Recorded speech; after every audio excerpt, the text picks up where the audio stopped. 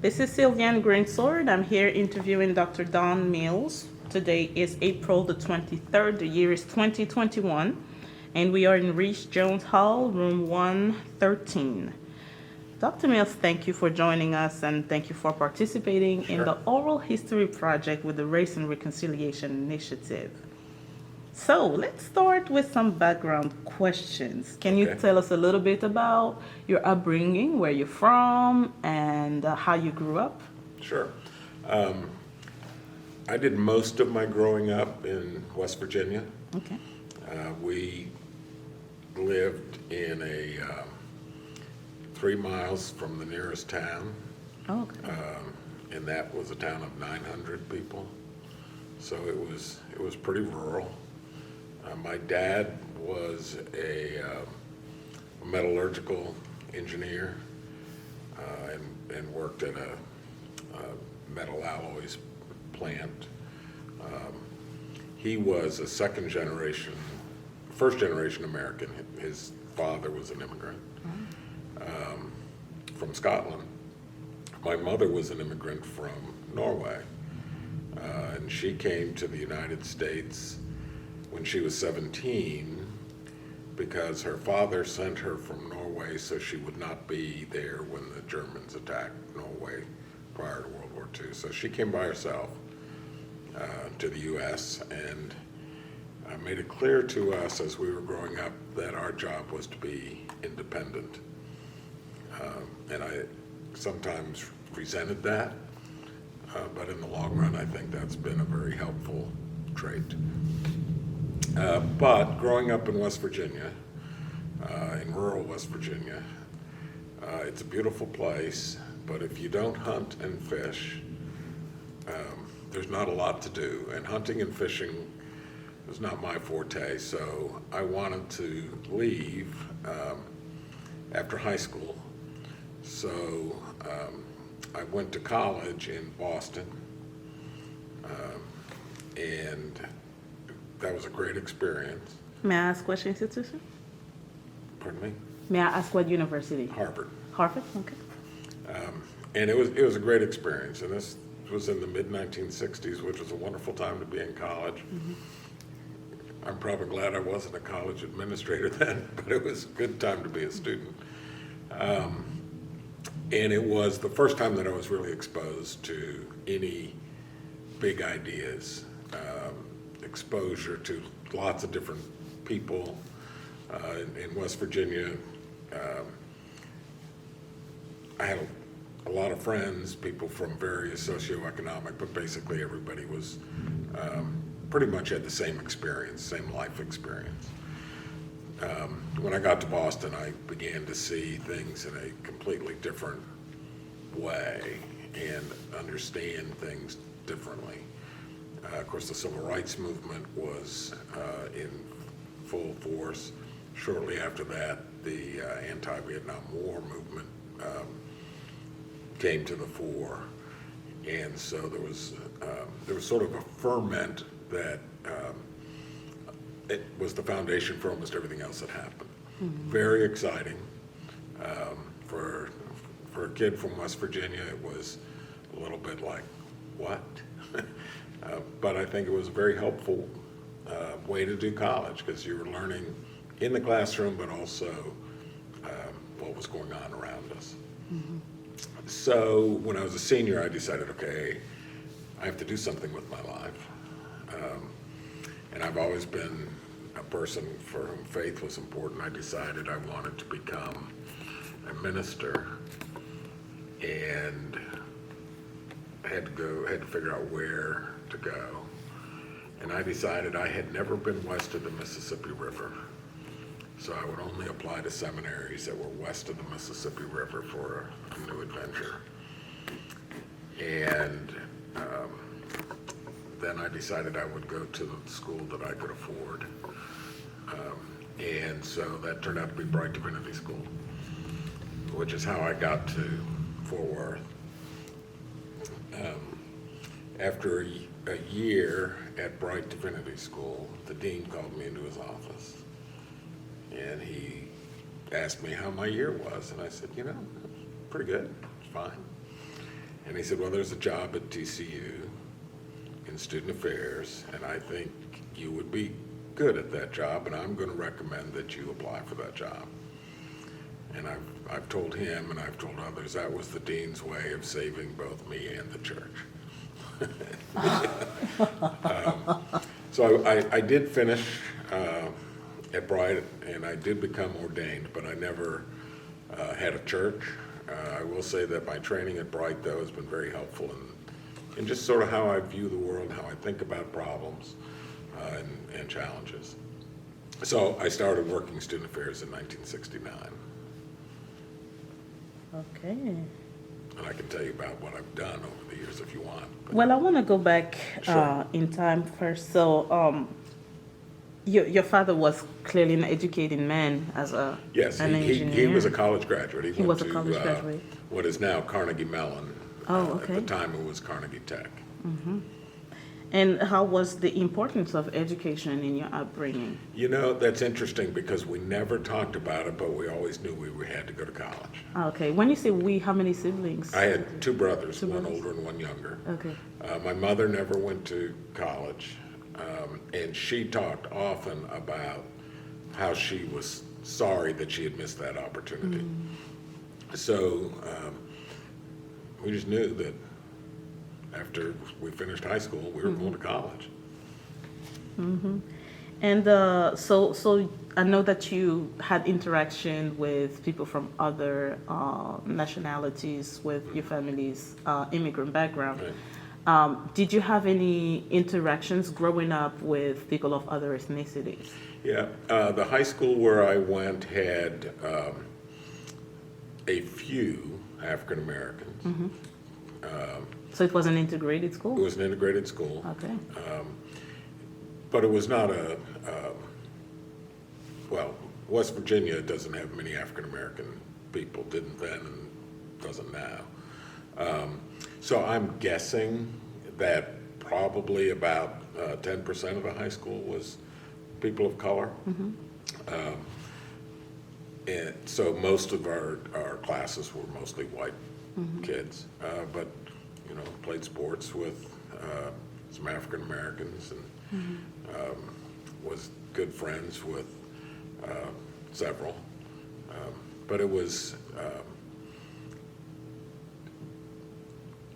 wasn't the kind of interaction that one would hope for now, right? We you know, everybody went to the same dances, little town, everybody went to the same dances, everybody hung out in the same drugstores in those days. But there was no interracial dating. And our communities were pretty segregated. I see. And what about going to Boston? Was there any difference? Yeah. Well, you know, the thing about never having really been in a big city, I was excited, I was anxious, and I was scared. Everything was new. Yeah. And my roommate, my first roommate, was African American, from New Orleans, by the way.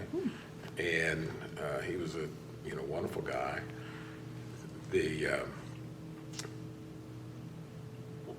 What was hard for me was just learning simple things like, how do you go from Cambridge to Boston, which was, 3 miles maybe, and learning how to ride the subway. How do you do public transportation? And I felt like everybody else knew how to do it, but I did not. And it was also interesting to me to watch how the people on the subway changed from college-type people to more working people, more people of color, and then as we got into downtown Boston, more business-type people. So the subway became almost a sociological study of who all these people are. And so once I figured out how to get places and how to change trains and how to go on different levels, it became easy. Then you could see who are all these other people and what are they doing. And I've always enjoyed watching people and sort of saying, wonder what they're doing, wonder what their life is like. But it sounds strange even to me now to think back how naive I was about simple things like public transportation. Right. And your desire to become a minister, I suppose it did not come overnight. Can you tell us about your religious upbringing? Sure. My mother was Lutheran. Of course, from Norway, everybody's Lutheran. And my dad grew up a Congregationalist. And we attended Presbyterian churches, Methodist churches, depending on what was available. And I would not say that we were as a family overly religious, but we were a family who took our responsibilities as humans seriously. And that we were not put here to have fun and to just enrich ourselves, but we were put here to do something. It was not particularly put in religious faith terms. When I was in college, and so many things were happening, and there were so many what appeared to be breakdowns in society, I began to get more interested in how does my faith respond to this? And I felt like if we were going to be a country at war, we needed to come to grips with what the Bible said about war. And if we were going to be a country where the least among these were treated poorly, we had to come to grips with what our faith said about that. And part of that was West Virginia too, because the depth of poverty, even when I was there, and it's much worse now, but the depth of poverty back in some of the mountains was incredible. There were people who I went to school with who did not have indoor plumbing. That was kind of amazing. And of course, when I tell people that we didn't have dial telephones, that's pretty amazing to them. So I think my faith grew, maybe not from the inside as much as from observation and thinking. There has to be a way to look at these issues that I can get my hands around and can do something with. So I felt called strongly to do something. Right. And so what kind of concrete accomplishments do you think you could have done with the responsibilities of a minister? Yeah, my children will tell you that I like to preach. That's one thing. I do like to preach. I think I have more influence when I can be one-on-one with people or in small groups than in large settings. My first job in Texas was youth minister at First Methodist Church of Mineral Wells, Texas. And the primary industry in Mineral Wells, Texas at that time was Fort Walters, which was the primary helicopter training base for helicopter pilots who were going to go off to Vietnam. Oh. So maybe not wisely, but I decided that one of the things that you should talk about was, what does it mean when our families are at war? And what does our faith say about it? What does the Bible say about it? That didn't go over particularly well with some of the parents who were in the military, and I think I would have handled it much differently if I'd been more experienced. But we did have some pretty interesting conversations with those young men and women about how do we balance what's happening in the world with what we read and what we know and what we pray about, and balancing that. So in many ways, I see these guys who have big churches and they write a sermon every Sunday, and my wife and I, during the pandemic, we watched 3 services every Sunday, because I like to watch expert preachers, and I like to watch the different styles. But I don't know that really would have been satisfying for me. I much prefer, how can we talk about what we can go and do and how we can grow? And that's why working in higher education has been so fulfilling for me, because you can help in a more intimate way, if that makes sense. Very good. So you started Harvard in 64? Yeah. 64. So yeah, like you say, it was right in the midst of the civil rights movement. How did you experience it in terms of like race relations? How did you experience it personally, but also how do you think as a minister you could have played a part? Yeah.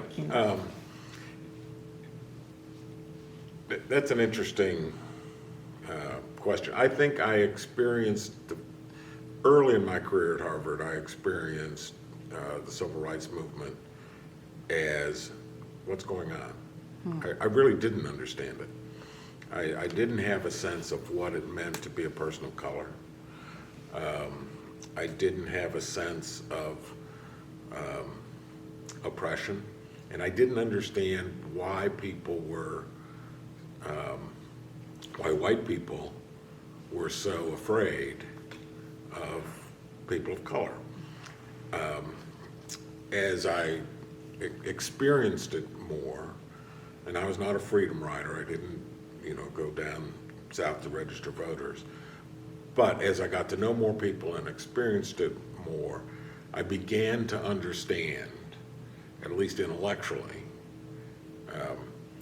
why people thought this was so important. And frankly, I thought Lyndon Johnson was a great president when he got the Civil Rights Bill passed and the voting rights. I didn't think he was so great later on when he expanded the war in Vietnam, but that's another story. So my sense of race grew. I worked for a packaging company.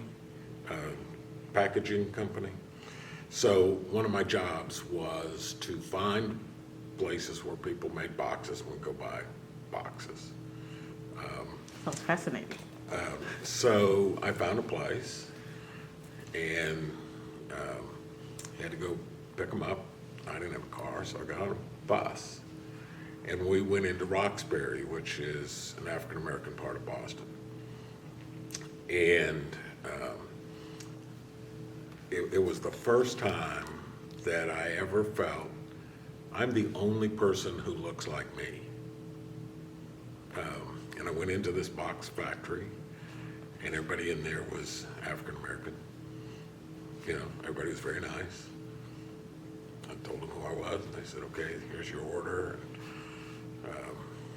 They said, how are you going to get it back? And I said, I was going to ride the bus. And they said, well, we got to wrap it up a different way. I mean, it was just a very nice interaction.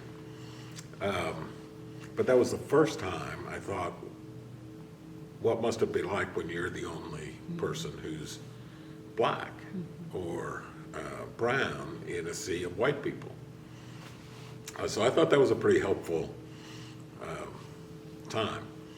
And I went back there many times to get boxes because they were, as far as I could tell, I knew they were good boxes and they were also affordable, so we bought them. And how would that compare to your experience at TCU? Well, at TCU, when I got here, TCU had been integrated for 3 years, I think. Well, I'm trying to remember when James Cash came. That was 66. 66. So that's the date everybody says, although I know it was sooner. Yes. And there were very few people here. I did know most of the football players who left in 1970, and I still can't believe how talented they were. Mm-hmm.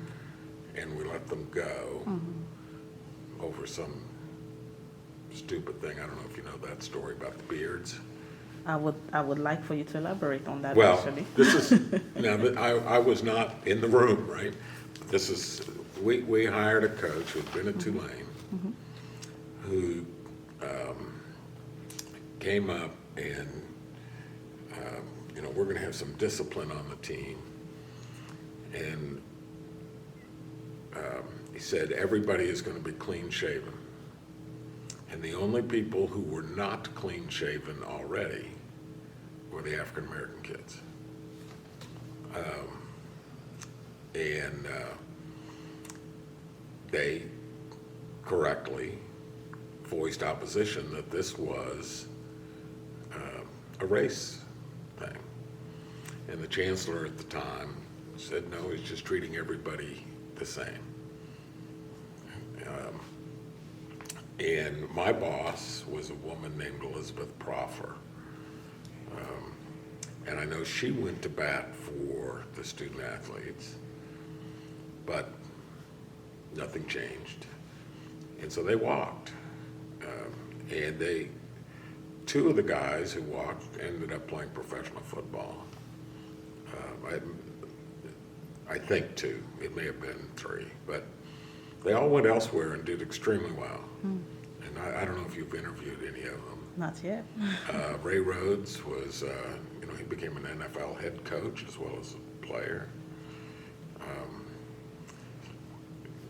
So it was a while before TCU recovered from that, not just losing good players, but also the word was out this was not a place to come.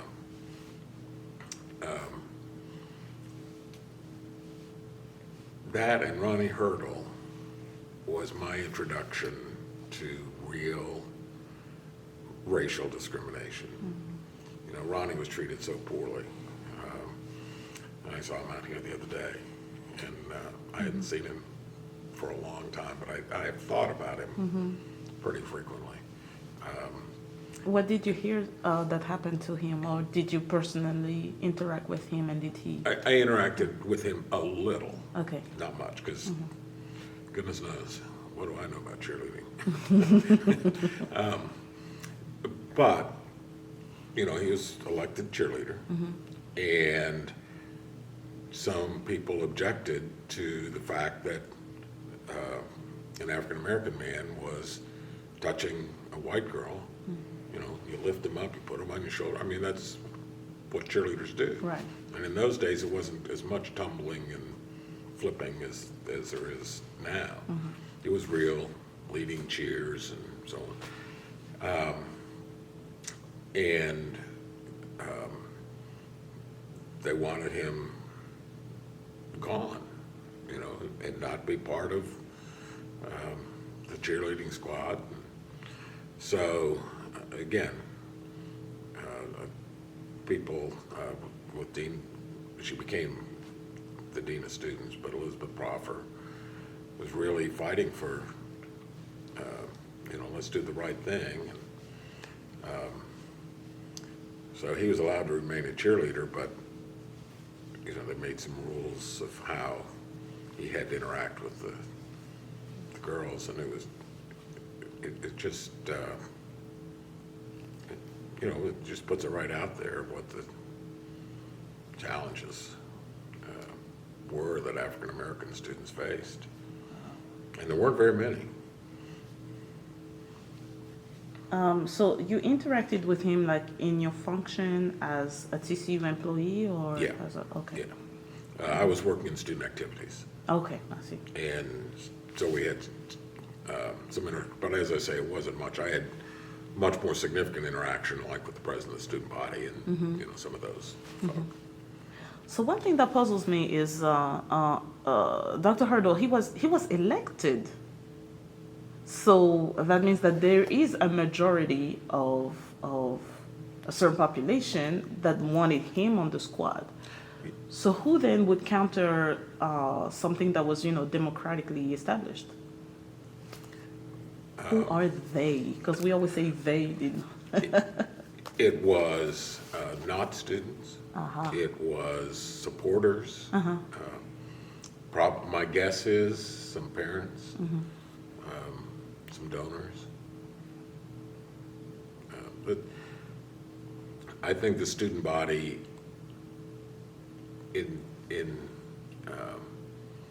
I would say in those days, the student body was very traditional.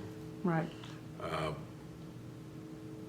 But it, and probably liked the society the way it was, but it was not a particular, and there were some mean people, and I'm sure there were some mean incidents, but it wasn't one that was out to get people. And Ronnie was very popular, Jennifer Giddings was very popular, just as people on campus, and people vote for their friends. There is no platform to be a cheerleader. Sure. And so Ronnie had a lot of friends, and their friends had friends. The fraternities and sororities controlled a lot of the elections, and they elected him. Same with Jennifer. So I don't think there was this overt racism among the students. The pressure was all coming from outside the student body. That's interesting. And outside the faculty. I had a faculty, a guy named Harold Lunger. He taught Christian ethics at Brite Divinity School.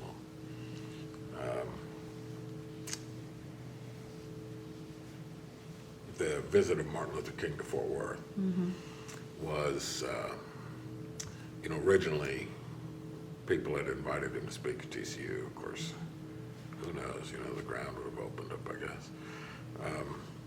But Harold Lunger lived right next to campus. You know where Trinity Episcopal Church is? Yes. He lived in the house right next to Trinity Episcopal Church.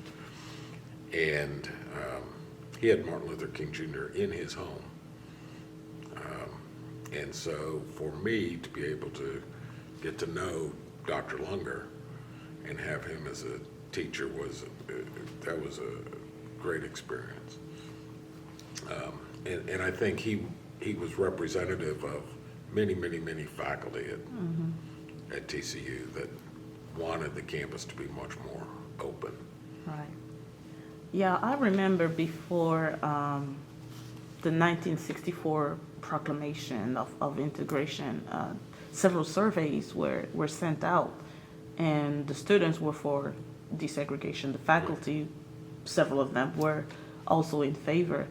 But Chancellor Modi did express concern about the proximity, the physical proximity between males and females of different races. And, I remember reading that, don't worry about interracial marriages because we have raised our kids better, so they know better. That was basically Right. I'm paraphrasing.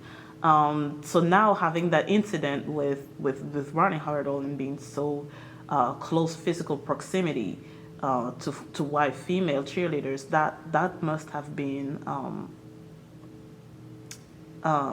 such a shocking possibility. Yeah, and Dr. Modi was still chancellor.